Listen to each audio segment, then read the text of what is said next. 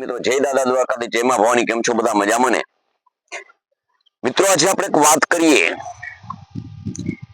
કે માણસ છે ને એ ગમે તે ધર્મમાં હોય, ગમે તે સંપ્રદાયમાં હોય, પંદ પાવર અને પ્રતિષ્ઠા ધરાવતો હોય, ગમે સમાજમાંથી આવતો હોય, ગમે તેવી જે વાતો જે છે એના જીવનમાંથી મંચ ઉપર પ્રસારિત કરી શકતો હોય, પરંતુ માણસ આવું બધું કરે છે, સત્સંગોમાં જાય છે, સભાઓમાં જાય છે, સૌમાં પોતાનું કંઈક આગવું સ્થાન ધરાવે છે,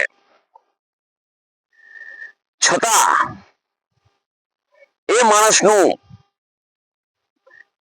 અનુકરણ બીજો કેમ નથી કરતો? અને આવું જે કરી અને એ માણસ પોતાના જીવનને શ્રેષ્ઠ સમજવા વાળો, ધાર્મિક સમજવા વાળો, પોતાના જીવનને કંઈક લોકોથી અલગ સમજવા વાળો વ્યક્તિ હોય છે. મોટા મોટા રાગ રાગડીથી ભજનો કીર્તનો બોલવા, રાસ રમવા અને થોડા સીમિત લોકોની અંદર વાહવાકાર થવી, આ સાંભળવું, આ સાંભળી અને પોતાના જીવનને તૃપ્ત સમજી અને આ વ્યક્તિ પોતાના જીવનને ધાર્મિક સમજે છે. ખરેખર માણસ આવું કરે છે, આવું વિચારે છે, છતાં લોકો સંપૂર્ણ રીતે એને સ્વીકારતા નથી. એનું કારણ શું છે? એનું કારણ મિત્રો એક જ છે કે તમે ગમે તેવા જે મેં વાત કરી એ બધામાં હોય, પરિપૂર્ણ હોય, પણ જ્યાં સુધી માણસ કોઈ પણ સમાજનો હોય, કોઈ પણ જાતિનો હોય, કોઈ પણ ધર્મનો હોય, પરંતુ જે ધર્મને પોતે માને છે, સમજે છે, પણ એ ધર્મને પોતાના જીવનની અંદર ધારણ કરી, આચરણ કરી અને જ્યાં સુધી એ સમાજની અંદર ઉચ્ચારણ ન કરે ને ત્યાં સુધી કદાપી કોઈ માણસ ધાર્મિક ન બની શકે.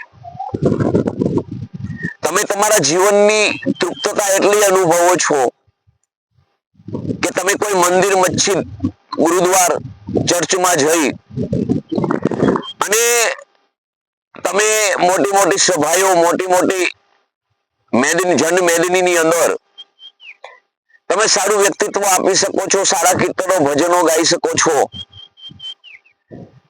એનો મતલબ એવો નથી કે તમે ધાર્મિક છો, પણ તમારા ધર્મની અંદર જે આચરણયુક્ત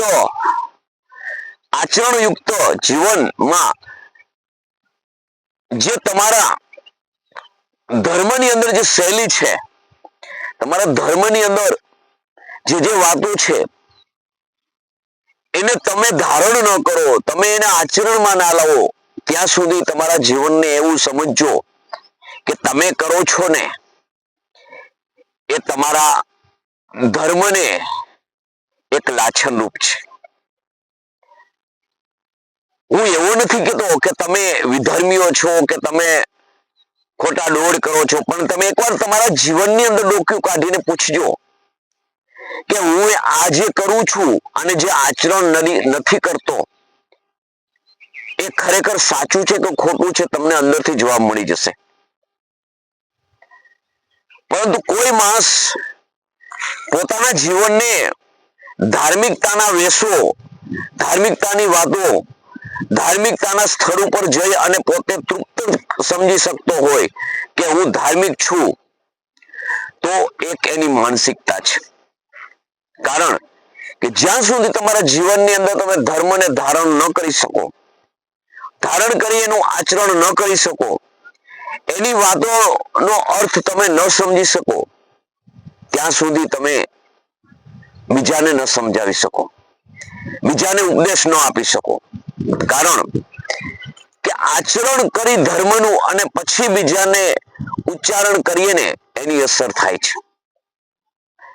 આપણા જીવનમાં આપણે ઘણી વખત એવું સમજતા હોઈએ છીએ કે આપણે મોટા મોટા મહાપુરુષો છે એના સાનિધ્યમાં બેસીએ છીએ, એની વાતો સાંભળીએ છીએ, લોકો આપણને સ્વીકારે છે. હા, ચોક્કસ તમને સીમિત લોકો સ્વીકારે છે, અને એ સ્વીકારવાના બે કારણ હોય છે. કાં તો એને તમને સ્વીકારવા પડે છે, અને કાં તો ભવિષ્યમાં એવી લાલચ છે કે તમે એને કામ આવશો. પરંતુ સત્ય હકીકત અને વાસ્તવિકતા તો એ જ છે કે તમે જે કરો છો એ બધાને ખબર છે કે તમે કેટલા ધાર્મિક છો.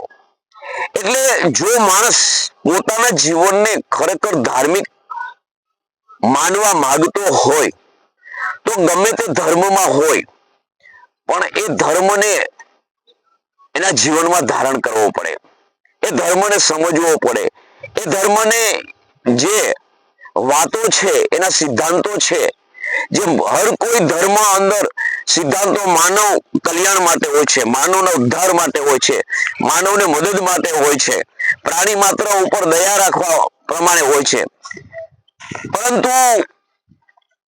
એ વસ્તુ ન સમજતા સર્વત્ર તમે એવું સમજતા હોય કે જે હું કરું છું એ જે બરોબર છે, મુખ મેં રામ અને બગલ મેં છુરી, એવો જો તમારો વ્યવહાર હોય, તમે સત્યતાને સમજી ન શકતા હોય, કોઈ સત્યની વાત કહે તો તમે એને ઉડાડી દેતા હોય, તમે સત્યતાના અવરોધ હોય, તો તમે ગમે તે ધર્મમાં હોય પણ તમે એ ધર્મને તમારા જીવનમાં ઉતાર્યો નથી એ સિદ્ધ થાય છે. તમે ઢોંગ કરો છો એ પણ સિદ્ધ થાય છે, અને તમારા ઢોંગને સર્વત્ર સમજે છે એ પણ સિદ્ધ થાય છે. આપણે ઘણી વખત જોઈએ છીએ કે માણસો મોટા મોટા દાન આપે છે. આપણે એની અવગણના નથી કરતા, આપવા જ જોઈએ, ન આપવું જોઈએ એમ નહીં. તમે કરેલું દાન છે તમારે જ્યાં પહોંચાડવું છે ત્યાં પહોંચે છે.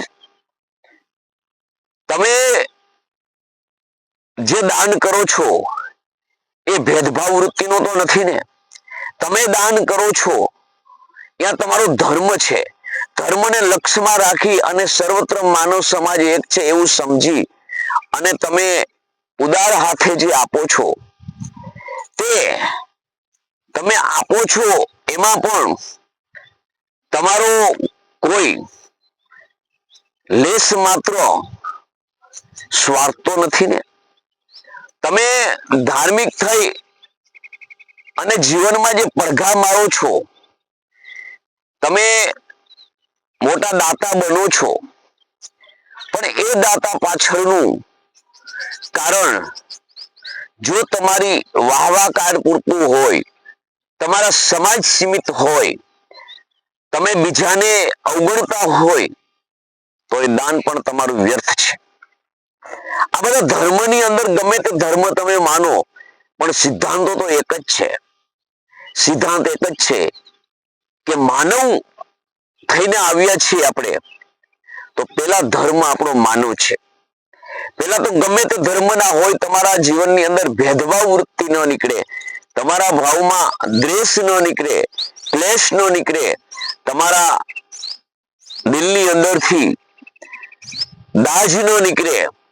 સમજી લેજો કે તમે પરિપૂર્ણ ગમે તે ધર્મમાં હોય પણ તમે ધર્મની તરફ નથી જઈ રહ્યા.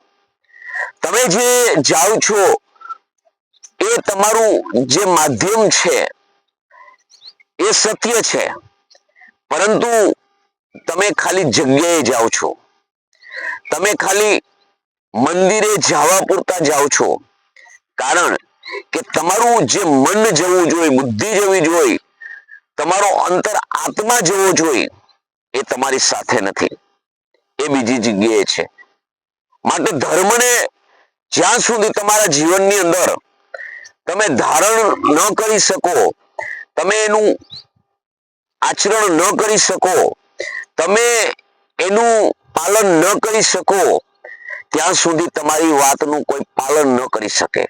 કારણ કે આપણે જાણીએ છીએ કે જે આદર સન્માન અને આપણા ઋષિ મુનિઓના જીવન આપણે જોઈએ છીએ કે જીવનને આપણા જીવનમાં ઉતારવા માંગીએ છીએ તો એનું એક જ કારણ છે, એ લોકોએ પોતે પોતાના જીવનમાં આચરણ કરી અને પછી આગળ વધ્યા હતા. જ્યારે આપણે શું કરીએ છીએ કે આપણે આચરણ ઓછું કરીએ છીએ અને ધર્મને દેખાડીએ છીએ વધારે. ધર્મ દેખાડવાની વસ્તુ નથી, ધર્મને ધારણ કરવાની વસ્તુ છે, ધર્મને જીવનમાં ઉતારવાની વસ્તુ છે. કોઈને સુધારવા જશો તો એ સુધરશે નહીં, તમારા કહેવાથી સુધરશે નહીં, પણ તમારી ભાઈબંધી થશે અને તમારું જીવન જોશે અને તમારું જીવન જો સુધરેલું હશે તો એ ઓટોમેટિક તમે જ્યાં જતા હશો અહીંયા તમારે કહેવું નહીં પડે કે ભાઈ મંદિર જાઓ છો, મસ્જિદ જાઓ છો, ચર્ચ જાઓ છો, ગુરુદ્વાર જાઓ છો, ગમે ત્યાં તમે જતા હશો ત્યાં તમારી સાથે એ આવશે. કારણ કે એને તમારું કાર્ય ગમ્યું નથી, એના જીવનને તમારું કાર્ય ગમ્યું છે, તમારી વાતો ગમી છે, તમારો વ્યવહાર ગમ્યો છે. માટે મિત્રો, આપણા જીવનમાં ધાર્મિક આપણે ત્યારે જ બની શકીએ જ્યારે ધારણ કરી શકીએ ત્યારે. તો મારો વિડીયો આપ લોકોને કેવો લાગ્યો એ જણાવજો. જય માતાજી, જય દાદા દ્વારકાધીશ, જય માં ભવાની.